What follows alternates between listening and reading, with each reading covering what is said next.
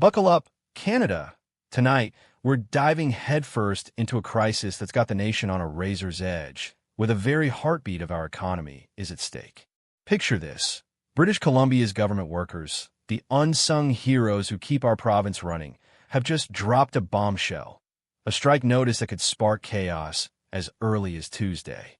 These are the firefighters battling raging wildfires, the social workers lifting up our communities, and the clerks ensuring our daily needs are met.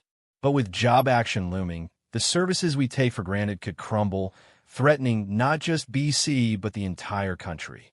This isn't just a labor dispute. It's a battle for survival that could reshape Canada's future. Stay with us as we unravel this high-stakes drama and reveal why it's a wake-up call you can't ignore. Let's zoom in on the firestorm sweeping British Columbia. A staggering 92.7% of over 34,000 public sector workers, proud members of the BC General Employees Union, BCGU, have roared their approval for a strike. This isn't just a vote. It's a full-throated rebellion against a system that's left them struggling to survive. We're talking about wildfire fighters earning a paltry $28 an hour while staring down death in blazing forests, social workers mending broken families, and liquor store clerks keeping our communities safe. But with rents soaring to impossible heights, groceries feeling like a luxury purchase, and fuel prices turning commutes into financial nightmares, these workers are at their breaking point. The union calls it an affordability crisis, and it's not just a catchphrase. It's a raw, painful reality for those who can no longer afford to live where they serve. This fight is about more than wages. It's about respect, survival, and a system that's failing its own. The timing? It's a perfect storm. British Columbia is already stretched to the limit.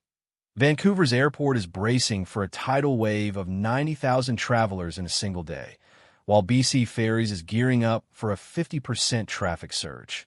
Now, picture thousands of workers walking off the job. Airports could freeze, ferry lines could snake for miles, and critical services, firefighting, social support, government operations, could collapse like a sandcastle under a wave. The province's infrastructure is hanging by a thread, and a strike could snap it.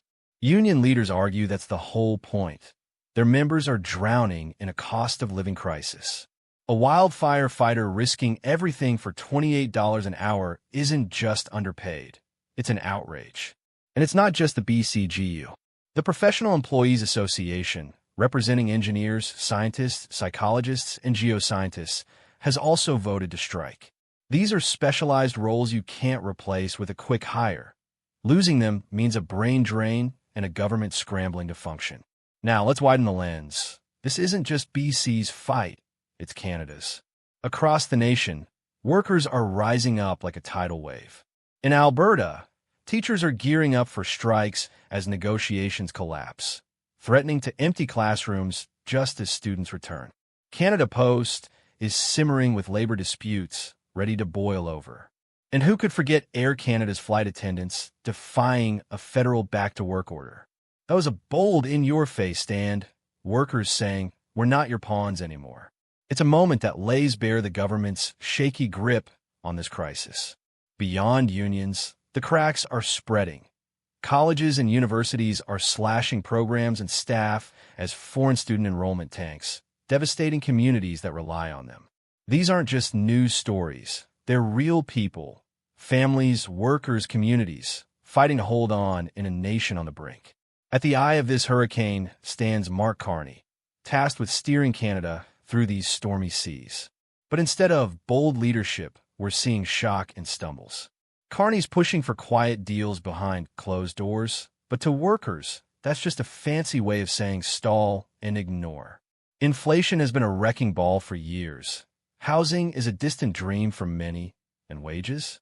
They're not even close to keeping up with the cost of living. This disconnect is like gasoline on a fire. Postal workers, airline staff, educators, every sector is flirting with rebellion. When 92% of a union's members back a strike, it's not just frustration. It's a screaming vote of no confidence in the system. Workers feel abandoned, unheard, and Carney's polished talk of fiscal restraint sounds like a lecture from a man who's lost touch with reality. This isn't a one-time flare-up. It's a wildfire spreading fast. Flashback to 2022, when BC's liquor distribution workers halted supply chains, sending shockwaves through the economy. Now, tens of thousands of provincial workers, backed by professionals like engineers and scientists, are ready to escalate. Remember the truckers' convoy under Trudeau? That unified defiance lit a spark that's still burning. Every act of resistance fuels the next, turning a wage fight into a test of the government's very legitimacy. Canada's not ready for this. Inflation's crushing families, housing costs are burying dreams, and public safety is crumbling. 32 drownings in BC this year, many preventable if resources weren't stretched so thin. From Vancouver to Halifax, services are at their breaking point. Scams targeting vulnerable communities, schools racing to keep up with population surges. It's a society on the edge, held together by fraying threads. To grasp why this moment feels so explosive, let's step back. For decades, Canadian workers have watched their slice of prosperity shrink. Wages stagnated while housing costs skyrocketed. Pensions were chipped away. Job security became a fairy tale. These frustrations built slowly, year after year, until they erupted. Reports say Carney's livid behind closed doors, demanding answers from negotiators, but his public stance? It's tone-deaf, preaching restraint while families can't afford groceries or rent. That's political dynamite, alienating the very people he's meant to lead. Opposition voices are seizing the moment, pointing to the U.S., where wages are rising, energy is surging, and optimism is infectious under a workers' first mantra. Trump's America First message is echoing here, making Canadians wonder, why can't we have that hope? Carney insists Canada's path is unique, but every strike vote makes that argument tougher to defend. What terrifies Ottawa isn't just this one dispute, it's the domino effect.